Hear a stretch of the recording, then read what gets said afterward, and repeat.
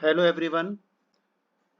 इस वीडियो में हम डिस्कस करेंगे बेसिक कंसेप्ट्स ऑफ इकोनॉमिक्स, यानी कुछ इकोनॉमिक्स की डेफिनेशंस हैं, कुछ उनसे रिलेटेड क्वेश्चंस मिलेंगे आपको जो बेसिक कंसेप्ट्स होते हैं कि शुरुआती तौर पर अर्थशास्त्र में क्या क्या होता है वो सब हम शुरुआत में यहाँ पर देखेंगे।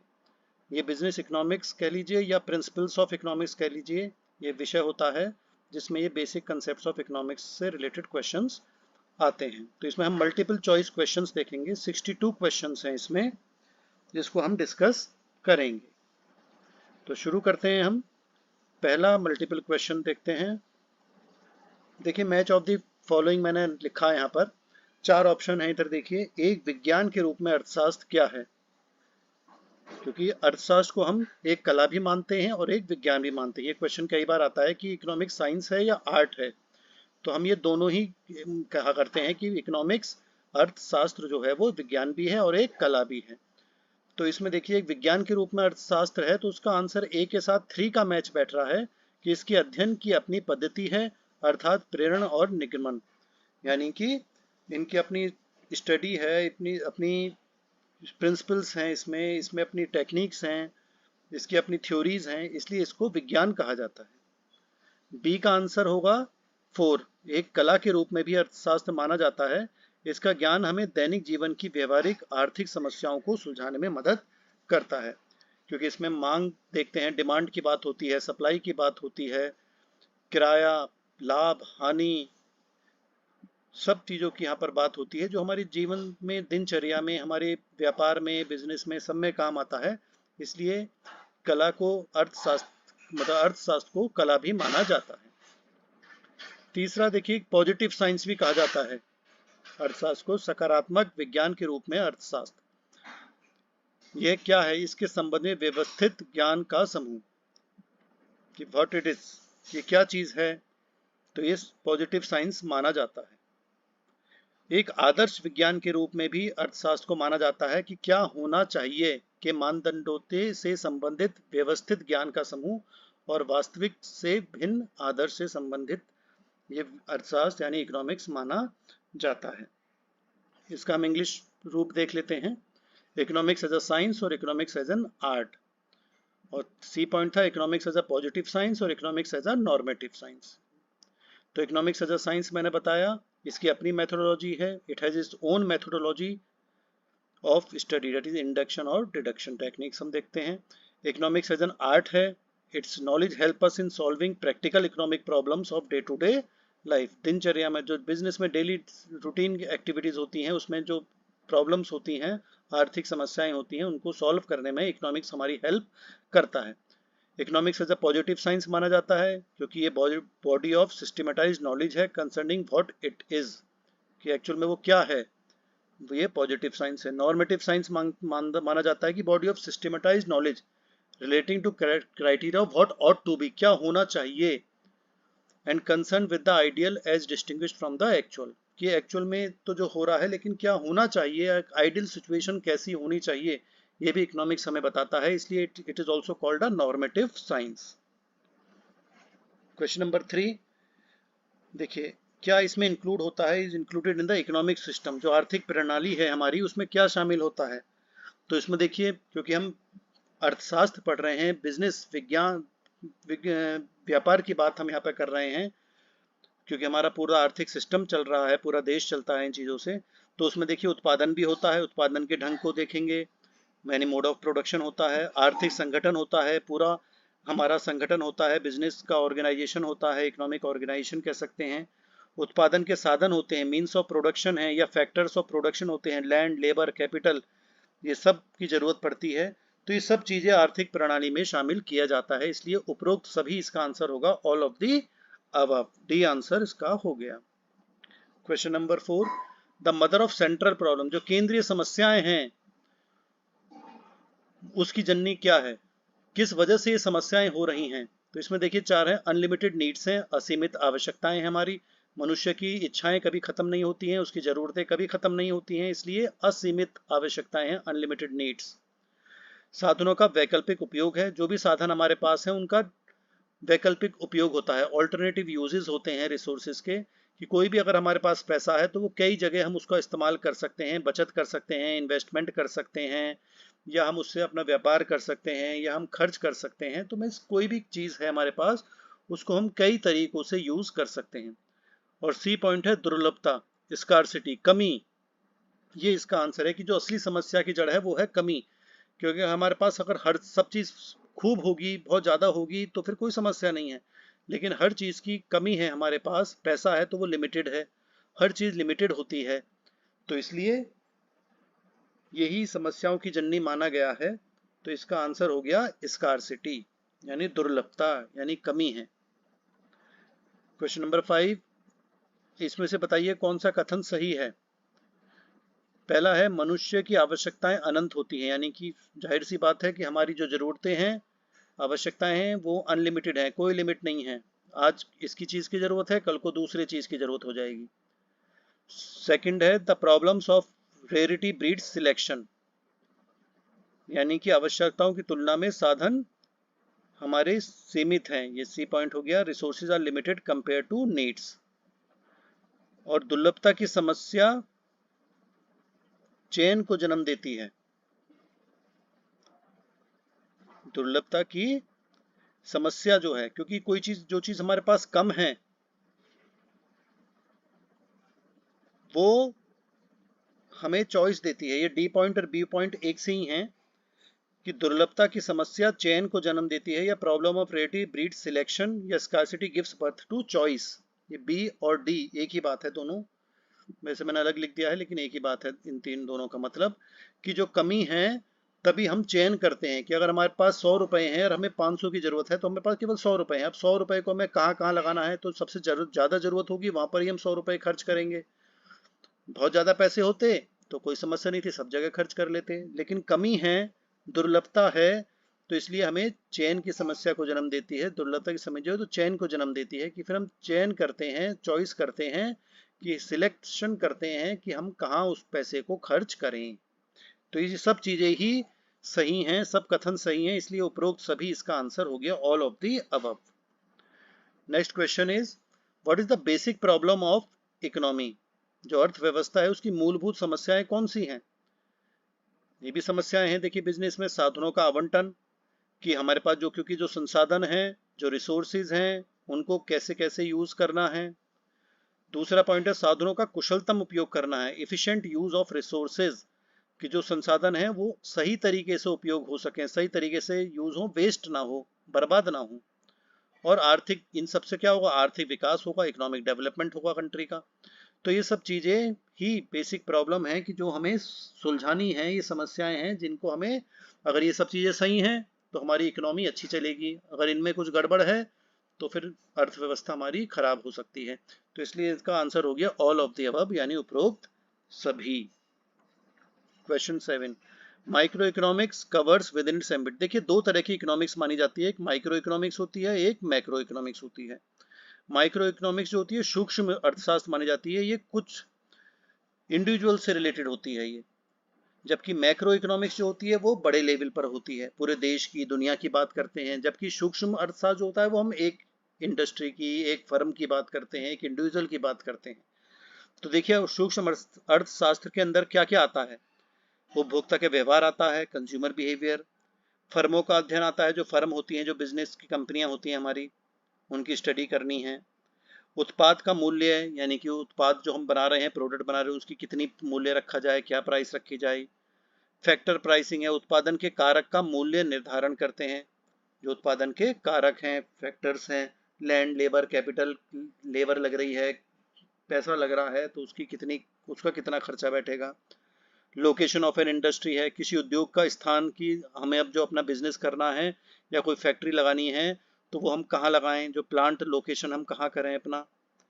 Economic conditions and welfare of a section of people, लोगों की एक वर्ग की आर्थिक स्थितियां और उनका कल्याण देखना है। तो ये सभी जो हैं ये सूक्ष्म अर्थशास्त्र के अंतर्गत आती हैं, इसलिए इसका आंसर हो गया ऊपर के सभी, यानी all of the above. Next है देखिए मैक्रो इकोनॉमिक्स। जो मैंने दूसरा बताया था ये मैक्रो इकोनॉमिक्स है, ये बड़े लेवल की बात है, राष्ट्रीय आय की बात हो रही है, उत्पादन की बात हो रही है, सामान्य मूल्य स्तर की बात हो रही है। बैलेंस ऑफ ट्रेड, व्यापार संतुलन, भुगतान संतुलन देखा जाता है कि किस देश से हमारा कितना कितना व्यापार चल रहा है। पैसे का बाहरी मूल्य, एक्सटर्नल वैल्यू देखा जाता है। बचत और निवेश की बात होती है। Share of wages and profits in national income, राष्ट्रीय आय में मजदूरी और मुनाफे का हिस्सा। एम्प्लॉयमेंट, इकोनॉमिक, रोजगार की बात हो रही है, आर्थिक विकास की बात हो रही है। आर्थिक गतिविधियों के स्तर में उतार चढ़ाव क्या हो रहा है, इकोनॉमिक एक्टिविटीज पूरे देश की, दुनिया की जो हो रही हैं आर्थिक गतिविधियां, उसमें ऊपर उतार चढ़ाव हो रहा है, उसका स्तर देखना है। किसी अर्थव्यवस्था की वित्तीय और राजकोषीय प्रणाली देखनी है, फाइनेंशियल सिस्टम, फिस्कल सिस्टम देखना है इकोनॉमी का। तो ये सब बड़े लेवल की बातें हैं, ये किसी एक फर्म की, एक आदमी की बात नहीं हो रही है, ये सब की बात हो रही है, पूरे देश की, पूरी दुनिया की बात हो रही है। तो इसलिए इसके आंसर हो गया उपरोक्त सभी, ये मैक्रो इकोनॉमिक्स के अंतर्गत माना जाता है। तो दो तरह की इकोनॉमिक्स हो गई, एक माइक्रो एक मैक्रो। माइक्रो इकोनॉमिक्स हो गई, छोटे लेवल की बात हो रही है, एक फर्म की, एक इंडिविजुअल की बात हो रही है। मैक्रो इकोनॉमिक्स में पूरे देश की बात हो रही है, पूरी दुनिया की बात हो रही है। तो मैक्रो इकोनॉमिक्स में देखिए क्या क्या अध्ययन करते हैं हम, एग्रीगेट या इंडिविजुअल, ए या बी या दोनों जुड़वा होगा एक तरीके से। तो इसका देखिए एग्रीगेट, सकल देखते हैं कि इकट्ठा देखते हैं, किसी एक व्यक्ति की बात नहीं हो रही, एक फर्म की बात नहीं हो रही, एक कंपनी की बात नहीं हो रही।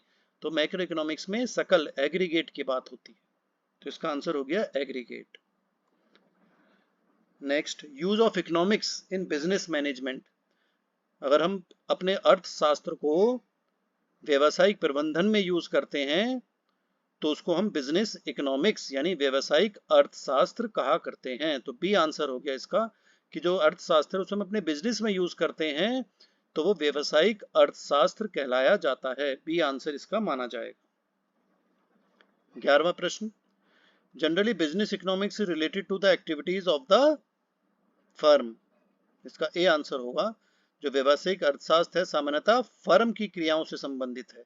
क्योंकि हम बिजनेस इकोनॉमिक्स की बात करते हैं, व्यवसायिक अर्थशास्त्र की बात करते हैं, तो अर्थशास्त्र जो व्यवसाय में यूज हो रहा है, आपके व्यापार में यूज हो रहा है, तो व्यापार आपका क्या है, एक फर्म है, एक कंपनी है, एक फैक्ट्री है। तो इसमें हम फर्म की बात करते हैं। जो बिजनेस इकोनॉमिक्स है, जो व्यवसायिक अर्थशास्त्र है, वो एक फर्म की क्रियाओं से संबंधित मानी जाती है। Question number 12, the terms micro and macro were at first used by. ये जो माइक्रो इकोनॉमिक्स मैंने बताया, मैक्रो इकोनॉमिक्स बताया, सबसे पहले किसने इसका शब्दों का उपयोग किया था, प्रयोग किया था? तो इसका आंसर है रैगनर फ्रिश। बी आंसर है ये। He is known as one of the founders of the discipline of econometrics. Econometrics भी एक अर्थशास्त्र की एक शाखा है जिसमें हम एनालिसिस करते हैं, अपनी नेशनल इनकम की बात करते हैं, या जो न्यूमेरिकल डाटा होता है उसको हम एनालाइज करते हैं, डाटा होता है उसको हम उसका विवेचना करते हैं, एनालाइज करते हैं। तो ये रैगनर फ्रिश ने माइक्रो और मैक्रो शब्द का सबसे पहले उपयोग किया था। क्वेश्चन नंबर 13, व्यक्तिगत घरों, फर्मों और उद्योगों के व्यापार के बारे में चिंतित अर्थशास्त्री अध्ययन कर रहे हैं। यानी सोचने की बात है, जब व्यक्तिगत कौन सा माना जाएगा, देखिए माइक्रो या मैक्रो? माइक्रो माना जाएगा। मैंने अभी बताया था व्यक्तिगत घर हैं, फर्म हैं, उद्योग हैं, तो इनके व्यवहार के बारे में अगर अर्थशास्त्री लगे हुए हैं तो वो कौन सी अर्थशास्त्र पढ़ रहे हैं या समझ रहे हैं या देख रहे हैं? वो है माइक्रो, सूक्ष्म अर्थशास्त्र माना जाता है। तो सी आंसर हो गया इसका। क्वेश्चन नंबर 14, अर्थशास्त्र अन्य सामाजिक विज्ञानों से भिन्न है क्योंकि यह मुख्य रूप से किसकी स्टडी कर रहा है? अध्ययन से संबंधित है। स्कार्सिटी, कमी, यानी बी आंसर है इसका, क्योंकि मुख्य रूप से कमी के बारे में अध्ययन से संबंधित है। ये अन्य सामाजिक विज्ञानों के समान है क्योंकि ये वे सभी मानव व्यवहार से संबंधित हैं, ह्यूमन बिहेवियर से संबंधित हैं। तो इसलिए अर्थशास्त्र जो है वो जो सोशल साइंस है उससे थोड़ा सा अलग है, क्योंकि ये कमी की बात कर रहा है, स्कार्सिटी की बात कर रहा है। लेकिन और अन्य सामाजिक विज्ञानों से समान भी है। समान किसमें है? क्योंकि वो ह्यूमन बिहेवियर, मानव व्यवहार के बारे में बात कर रहा है। तो कमी है, कमी के बारे में डिस्कस कर रहा है, तो थोड़ा भिन्न है अन्य सामाजिक विज्ञानों से। लेकिन क्योंकि ये ह्यूमन बिहेवियर की बात कर रहा है, मानव व्यवहार की बात कर रहा है, इसलिए और सामाजिक विज्ञानों का के समान भी माना गया है। तो इसका आंसर हो गया बी।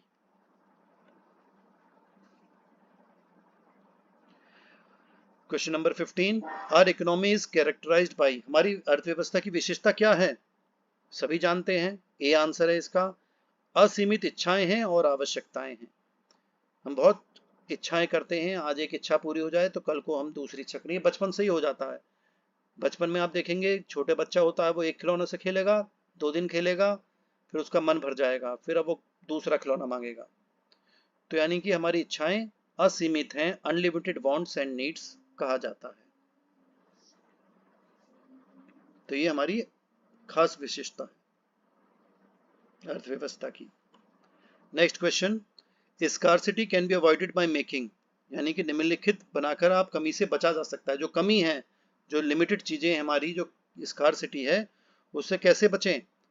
कि हम अपनी चाहत है, इच्छाएं हैं, जरूरत है, उनको सीमित कर लें, तो फिर कमी नहीं रहेगी। जब हम किसी चीज की इच्छा ही नहीं करेंगे तो हमें उस चीज की जरूरत ही नहीं होगी, तो फिर जरूरत ही नहीं है, तो फिर थोड़े पैसों से भी हमारा काम, थोड़े साधनों से ही हमारा काम चल जाएगा।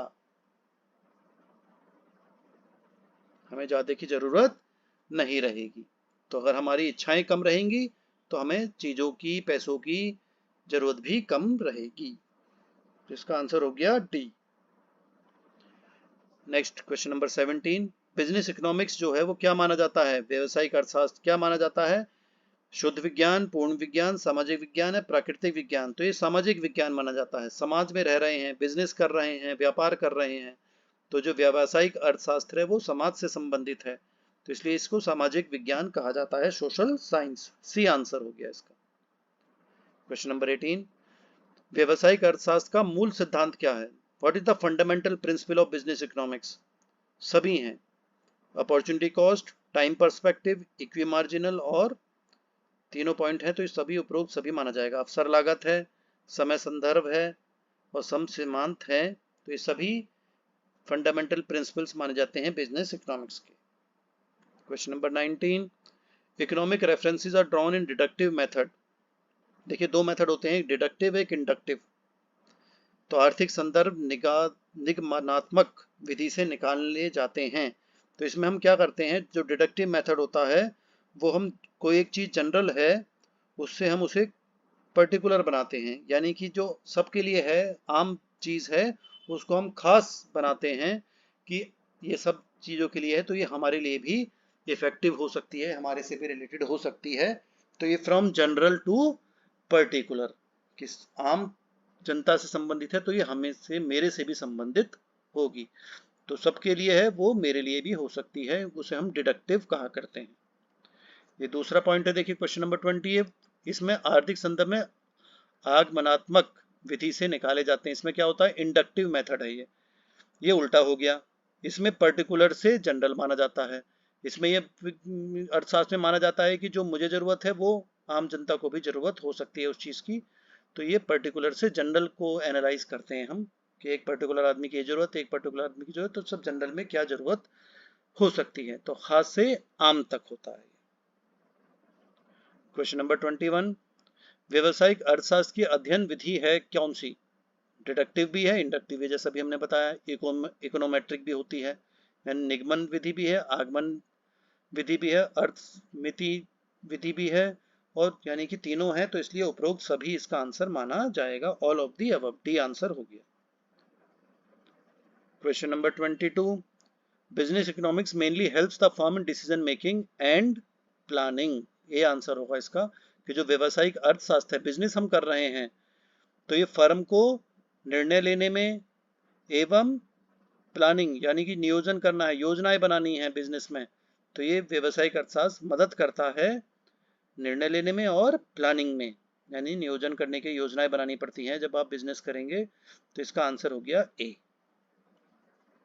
क्वेश्चन नंबर 23, निम्न में से कौन सा व्यवसायिक अर्थशास्त्र का पर्याय है? The synonym of business economics is managerial economics. ये मैनेजरियल इकोनॉमिक्स भी एक विषय बन गया है आजकल। ये आपको बीबीए में, एमबीए अगर आप कोर्स करेंगे तो वहां पर ये पढ़ाया जाता है।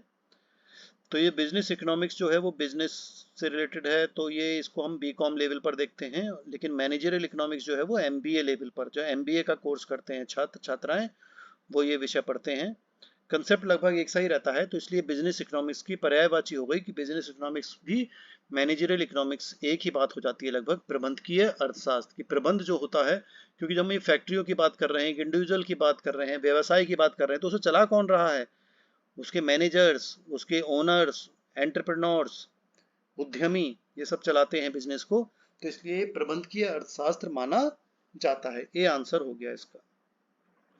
क्वेश्चन 24, व्यवसायिक अर्थशास्त्र किसकी शाखा मानी जाती है? बिजनेस इकोनॉमिक्स जो है वो किसकी ब्रांच है?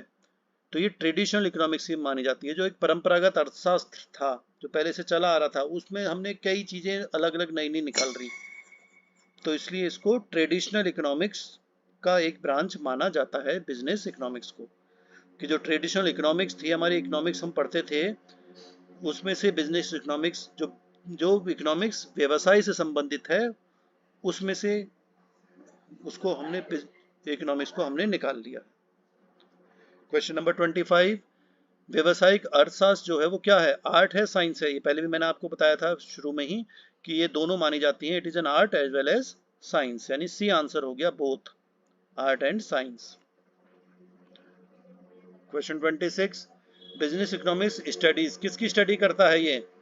क्योंकि बिजनेस से रिलेटेड है तो इकोनॉमिक एक्टिविटीज भी देखेगा, नॉन इकोनॉमिक एक्टिविटीज देखेगा, यानी कि आर्थिक घटनाएं भी देखता है, अनार्थिक घटनाओं को भी अध्ययन करता है व्यवसायिक अर्थशास्त्र के अंदर।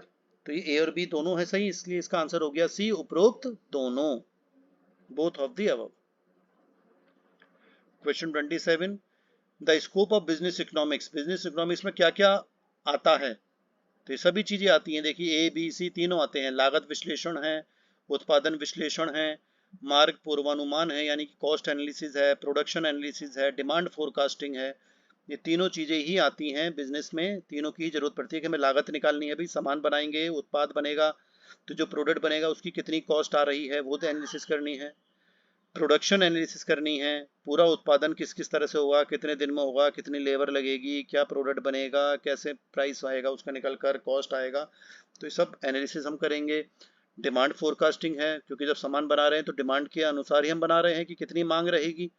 ऐसे तो है नहीं कि मांग का पता ही नहीं है और हम सामान बना रहे हैं तो पता लगा एक भी नहीं बिका प्रोडक्ट, तो मांग के हिसाब से ही सामान बनाया जाएगा, प्रोडक्ट बनाया जाएगा, तो डिमांड फोरकास्टिंग भी करनी है। तो सब चीजें इसका आंसर है, तो इसलिए उपरोक्त सभी ऑल ऑफ द अबव माना जाएगा।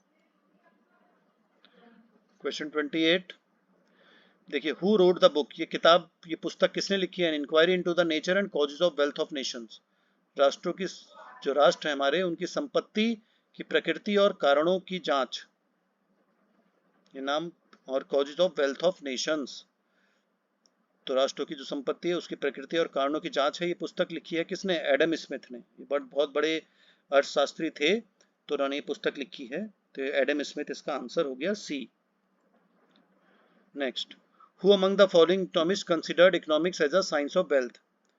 अब इसमें देखना है कि अर्थशास्त्री हैं बहुत सारे लिखे हुए हैं, A B C D E तक 5 अर्थशास्त्रियों के नाम लिखे हुए हैं, तो कौन इनमें से अर्थशास्त्री जो है वो अर्थशास्त्र को धन का विज्ञान मानता था, साइंस ऑफ वेल्थ?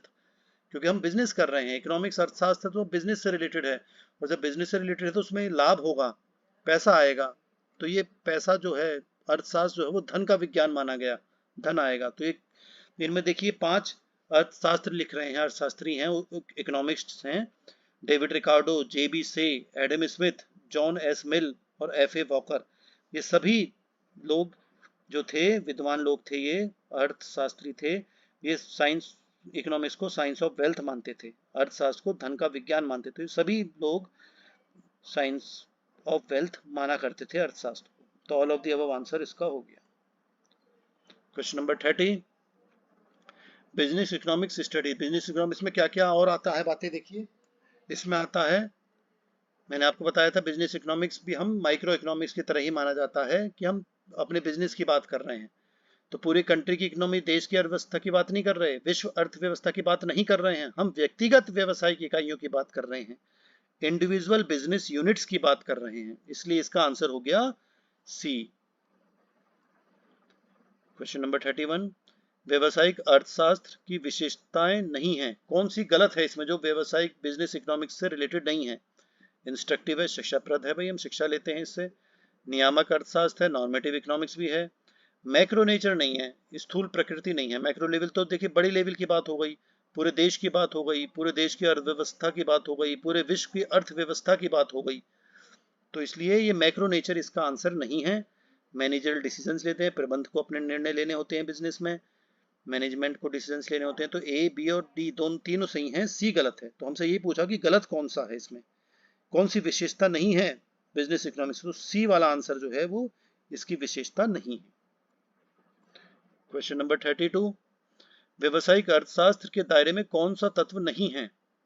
कौन कौन सा नहीं आता इसमें, बताइए। प्राइसिंग थ्योरी है भाई, मूल्य निर्धारण करना है, ए पॉइंट। आप उत्पाद बनाएंगे, उसका प्राइस निकालना है। सी वाला देखेंगे, कॉस्ट एंड आउटपुट एनालिसिस, लागत और आउटपुट की विश्लेषण करना है कि कितनी लागत लगेगी, कितना हमारा उत्पादन होगा।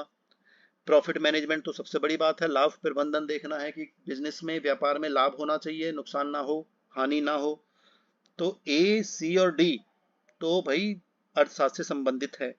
लेकिन मॉनेटरी पॉलिसी इन इकोनॉमी, ये क्योंकि बिजनेस इकोनॉमिक्स हम माइक्रो नेचर की, सूक्ष्म नेचर की मानते हैं, तो मैक्रो लेवल की बात नहीं कर रहे हैं यहाँ पर। लेकिन मॉनेटरी पॉलिसी जो है इकोनॉमी की, अर्थव्यवस्था में मौद्रिक नीति, ये पूरे अर्थव्यवस्था के बारे में बात होती है। मौद्रिक नीति बनाई जाती है, मॉनेटरी पॉलिसी होती है, फिस्कल पॉलिसीज होती हैं।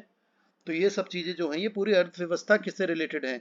तो इसलिए ये बिजनेस इकोनॉमिक्स का हिस्सा नहीं है, क्योंकि बिजनेस इकोनॉमिक्स का हिस्सा तो माइक्रो इकोनॉमिक्स मानी जाती है। तो इसका बी आंसर हो गया।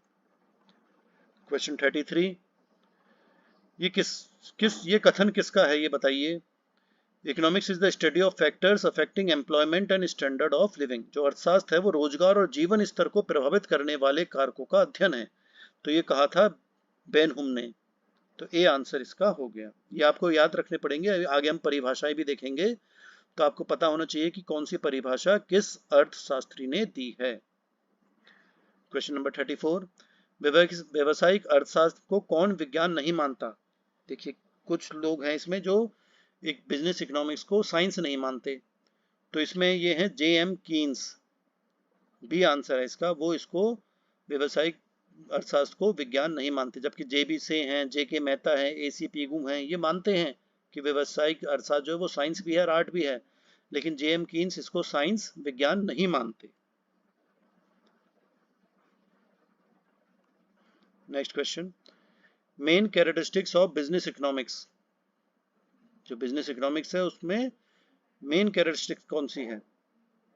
तो इसका सी आंसर ज्यादा सही है। वैसे तो सभी हो सकते हैं, लेकिन जो बेस्ट आंसर माना जाएगा वो सी है, व्यवहारिक है, प्रैग्मेटिक माना जाता है, व्यवहारिक है, क्योंकि व्यवसाय से संबंधित है, बिजनेस में जो यूज होता है उससे रिलेटेड है। बिजनेस में हम निर्णय लेते हैं, योजनाएं बनाते हैं, उत्पादन देखते हैं, उनकी प्राइसिंग करते हैं, फैक्टर्स ऑफ प्रोडक्शन होते हैं, तो इन सब चीजों को देखा जाता है। तो इसलिए व्यवहारिक माना जाता है बिजनेस इकोनॉमिक्स को।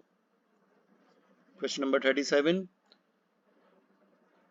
हु रिलेटेड बिजनेस इकोनॉमिक्स, जो बिजनेस व्यवसाय का था उसको ऑर्डिनरी बिजनेस ऑफ लाइफ किसने कहा? जीवन का सामान्य व्यवसाय किसने माना? तो ये माना है एल्फ्रेड मार्शल ने। इसका सी आंसर हो गया, Alfred Marshall. Next, 3 fundamental questions, जो हमारी इकोनॉमिक ऑर्गेनाइजेशन है, आर्थिक संगठन है, उसकी 3 मूलभूत प्रश्न हैं। आप कोई भी बिजनेस कर रहे हैं तो 3 प्रश्न आपके दिमाग में आएंगे। तो इसका आंसर है बी, हाउ, व्हाट और फॉर हुम, यानी कैसे, क्या और किसके लिए, ये बी आंसर है। और हाउ, व्हाट और फॉर हुम यानी कैसे, क्या और किसके लिए है। ये कैसे, क्या और किसके, ये 3 बातें हमें समझनी है। ये किससे रिलेटेड है? ये उत्पादन से रिलेटेड है। तो इसका बी आंसर है। हाउ का मतलब है हाउ टू प्रोड्यूस, हम कैसे सामान बनाएं, अपना उत्पादन कैसे करें, उत्पाद कैसे बनाएं। व्हाट, व्हाट का मतलब है क्या, कैसे बनाएं, क्या बनाएं, व्हाट टू प्रोड्यूस। पहले तो यह है कैसे बनाना है, क्या बनाना है, और फिर तीसरा है फॉर हुम, यानी किसके लिए बनाना है। हमें अपने टारगेट कस्टमर पता होने चाहिए कि हमारे ग्राहक कौन हैं।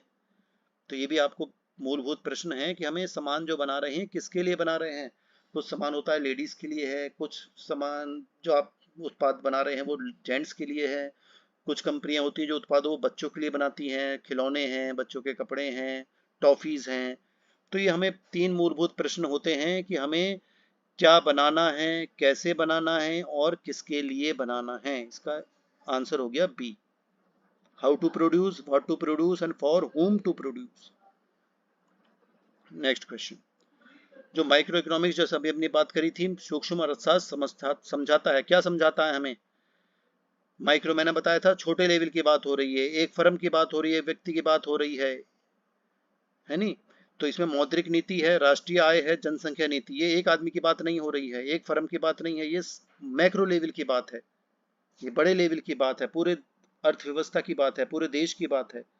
तो इसलिए ए बी सी में से कोई भी आंसर सही नहीं है, इसलिए नन ऑफ द अबव हो गया, इनमें से कोई भी नहीं, डी आंसर हो गया इसका। नेक्स्ट पॉइंट, नेक्स्ट क्वेश्चन, अर्थशास्त्र की परिभाषा में असीमित लक्ष्य की अवधारणा को कौन अपनाता है? तो ये रॉबिन्स ने कहा था कि अनलिमिटेड एंड्स हैं हमारे। तो ये अनलिमिटेड एंड्स जो वर्ड है, ये डेफिनेशन जो दी गई है रॉबिन्स ने, उसमें ये अनलिमिटेड एंड्स आता है। तो आपको ये भी याद रखना है कि कुछ इंपॉर्टेंट टर्म्स होते हैं, वो किस व्यक्ति ने कहा है, किस अर्थशास्त्री ने कहा है, वो आपको ध्यान में रखना पड़ेगा। क्वेश्चन नंबर 41, ये भी एक पुस्तक लिखी गई है, economic theory of operation analysis. ये पुस्तक लिखी है विलियम बोमोल ने, ये भी आपको याद रखना है, ए आंसर हो गया इसका। नेक्स्ट है, economics is a science, economics को विज्ञान माना जाता है, क्यों माना जाता है? ये पहले भी हमने बात करी थी, ये तथ्यों का एक व्यवस्थित अध्ययन है, भाई सिस्टमेटिक स्टडी कर रहे हैं हम फैक्ट्स की, और ये आर्थिक कानूनों, कारणों, प्रभावों के बीच संबंध स्थापित करता है। It establishes relation between economic laws, causes, effects, कि जो आर्थिक कानून हैं उनके क्या कारण हैं, क्या प्रभाव पड़ेंगे, तो ये सब चीजें साइंस का हिस्सा माना जाता है। इसलिए ए और बी दोनों सही हैं, तो सी आंसर हो गया इसका, बोथ ऑफ द अबव, उपरोक्त दोनों। क्वेश्चन नंबर 43, वाणिज्यिक अर्थशास्त्र के विस्तार में निम्नलिखित में से क्या शामिल है? Span of commercial economics includes, क्या क्या आता है वाणिज्यिक अर्थशास्त्र में? सभी आते हैं। देखिए फिर वही वाली बात आ गई, उत्पादन करना है, लागत विश्लेषण करना है, मांग का विश्लेषण करना है, डिमांड एनालिसिस करनी है।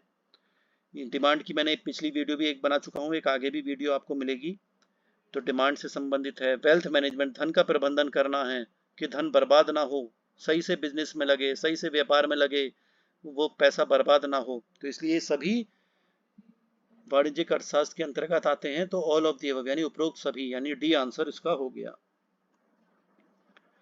किस अर्थशास्त्री को सूक्ष्म अर्थशास्त्र का जनक माना जाता है? जो सूक्ष्म माइक्रो इकोनॉमिक्स है उसका जनक यानी फादर ऑफ माइक्रो इकोनॉमिक्स किसको कहा जाता है? एल्फ्रेड मार्शल को।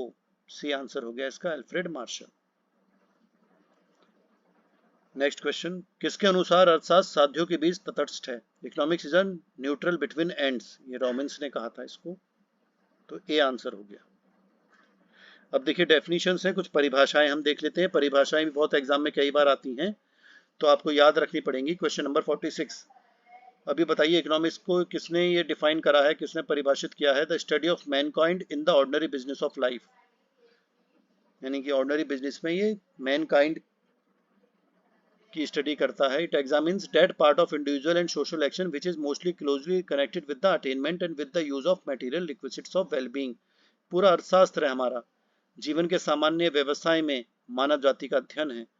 यह व्यक्तिगत और सामाजिक क्रिया के उस हिस्से की जांच करता है जो कल्याण की भौतिक आवश्यकताओं की प्राप्ति और उपयोग के साथ सबसे अधिक निकटता से जुड़ा हुआ है। तो किस रूप में किसने परिभाषित किया इसको? तो इसका आंसर है एल्फ्रेड मार्शल ने। तो ये अलग अलग डेफिनेशन सब आगे आ रही हैं, तो आपको याद रखना है कि कौन सी परिभाषा किस अर्थशास्त्री ने दी है। नेक्स्ट परिभाषा है आपकी, अर्थशास्त्र को किसने परिभाषित किया है कि हमारी जांच का दायरा सामाजिक कल्याण के उस हिस्से तक सीमित हो जाता है जिसे प्रत्यक्ष या अप्रत्यक्ष रूप से धन की माप के साथ संबंध में लाया जा सकता है। ये पीगू ने कहा है कि the range of our inquiry becomes restricted to that part of social welfare which can be brought directly और indirectly into relationship with measuring rod of money. हम मनी में सब कुछ देखते हैं, धन से रिलेटेड सब कुछ है, तो इसलिए पीगू ने ये डेफिनेशन दी है। नेक्स्ट डेफिनेशन है ये, the science which studies human behaviour as a relationship between ends and the scarce means which have alternative uses.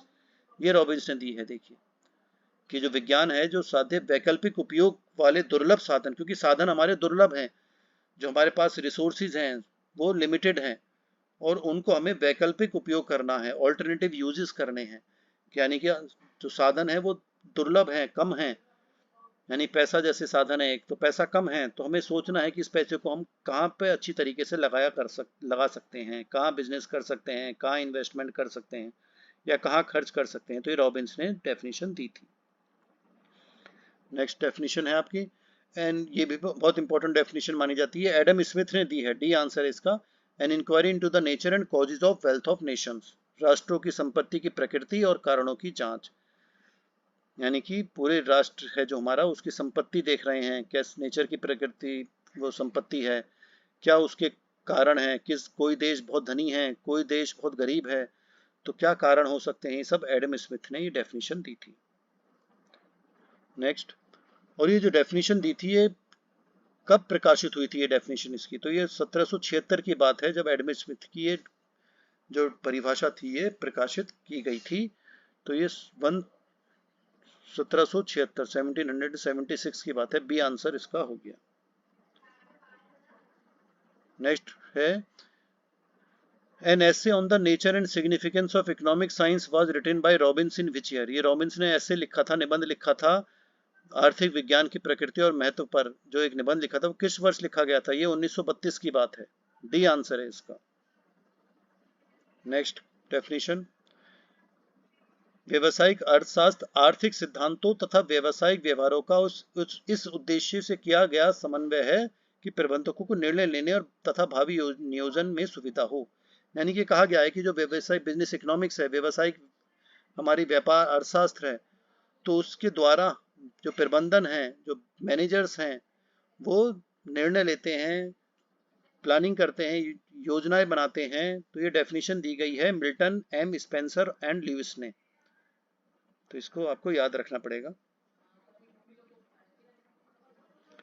Next question number 53, the purpose of managerial economics to show how economic analysis can be used in formulating business policies, ये भी definition दी गई है और ये definition Joel dean ने दी है, बी आंसर है इसका।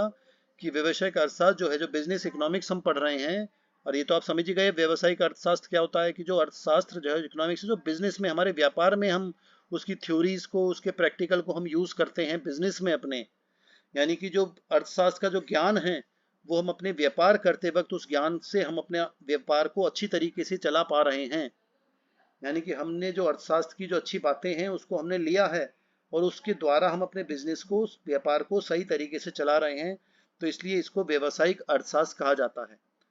तो ये आर्थिक विश्लेषण हम करते हैं कि जिससे कि हमारी नीतियां हैं बिजनेस में वो अच्छी तरीके से बन सकें। तो ये जॉयल डीन ने डेफिनेशन दी थी, परिभाषा दी थी, बी आंसर हो गया।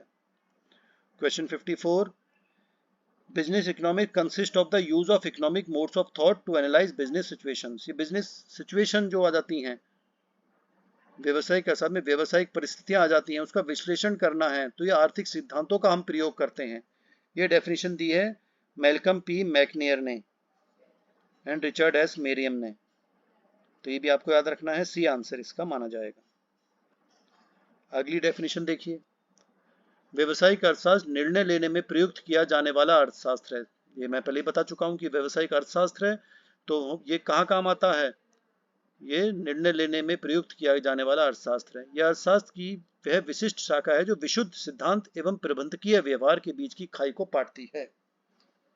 यानी कि गैप जो है, जो थ्योरी है, जो प्रैक्टिकल है, उन हम, क्योंकि थ्योरी जो हम पढ़ते हैं वो अलग होती है, प्रैक्टिकल हम अलग करते हैं। तो थ्योरी काम आती है, जब प्रैक्टिकल हम करते हैं तो हमें थ्योरी का ज्ञान होना चाहिए, तो इस गैप को वो कम करती है। व्यवसायिक जो हमारा मैनेजरियल इकोनॉमिक्स है, जो व्यवसायिक अर्थशास्त्र है, ये जो थ्योरी है इकोनॉमिक्स की, वो प्रैक्टिकल में कैसे काम आए ये बिजनेस इकोनॉमिक्स बताती है।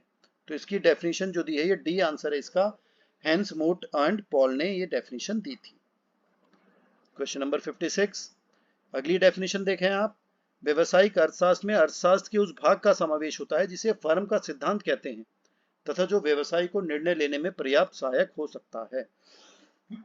ये भी देखिए सिंपल बात है, व्यवसायिक अर्थशास्त्र है तो इसमें क्या चीज आ रही है, थ्योरी ऑफ फर्म की बात हो रही है।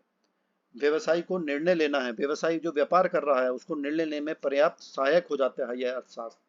तो ये डेफिनेशन दी है नॉर्मन एफ दफ्ती ने। क्वेश्चन नंबर 57, व्यवसायिक अर्थशास्त्र सिद्धांत और व्यवहार के में फर्म के व्यवहार का अध्ययन है। ये कथन दिया है बेट्स एंड पार्किंसन ने। यानी business economics is the study of the behaviour of firm in theory and practice. यानी कि जो फर्म है उसका क्या बिहेवियर है, क्या उत्पादन कर रहे हैं, क्या प्राइसिंग है, क्या लाभ है, तो ये सब थ्योरी और प्रैक्टिस देखी जाती है इसकी तो बिजनेस इकोनॉमिक्स में। तो ये आंसर, ये डेफिनेशन दी है बेट्स तथा पार्किंसन ने। क्वेश्चन नंबर 58, अगली डेफिनेशन है business economics in price theory is the service of business executives. यानी मूल्य सिद्धांत में व्यवसायिक अर्थशास्त्र व्यवसायिक अधिकारियों की सेवा है। यानी कि व्यवसायिक अर्थशास्त्र क्या मदद कर रहा है, व्यवसायिक जो अधिकारी हैं, जो लोग हैं, उनकी मदद कर रहा है, वो सेवा कर रहा है। तो ये वॉल्सन ने डेफिनेशन दी थी। यानी कि प्रबंध को सहायता मिल जाती है कि अर्थशास्त्र के ज्ञान से वो अपने बिजनेस को सही से चला सके। क्वेश्चन नंबर 59, जो फादर ऑफ इकोनॉमिक्स, अर्थशास्त्र के जनक किसको कहा जाता है? एडम स्मिथ को। द बुक अर्थशास्त्र यानी इकोनॉमिक्स की जो किताब थी किसने लिखी थी? आपने सुना होगा कौटिल्य थे। तो ये कौटिल्य ने ये किताब पुस्तक लिखी थी इकोनॉमिक्स यानी अर्थशास्त्र। प्रिंसिपल्स ऑफ इकोनॉमिक्स, ये अर्थशास्त्र के सिद्धांत पुस्तक लिखी है मार्शल ने। और ये हमारा आखिरी प्रश्न है, माइक्रो इकोनॉमिक्स में और क्या आ सकता है? विशिष्ट भी कह सकते हैं, सूक्ष्म अर्थशास्त्र भी कह सकते हैं इसको। तो इसमें देखिए मैंने आपको बताया था छोटे लेवल की बात करते हैं माइक्रो की, तो ये छोटे छोटे चर यानी स्मॉल वेरिएबल्स की बात कर रहे हैं। इंडिविजुअल यूनिट्स व्यक्तिगत इकाई की बात कर रहे हैं। व्यक्तिगत मूल्य निर्धारण की बात कर रहे हैं। तो इसके लिए हमें छोटे लेवल की बात हो रही है, व्यक्तिगत लेवल की बात हो रही है, व्यक्तिगत स्तर की बात हो रही है, इसलिए एबीसी तीनों आंसर इसके सही हैं। तो ये आंसर हो गया ऑल ऑफ द अबव, यानी इनमें सभी उपरोक्त सभी माना जाएगा। डी आंसर इसका हो गया।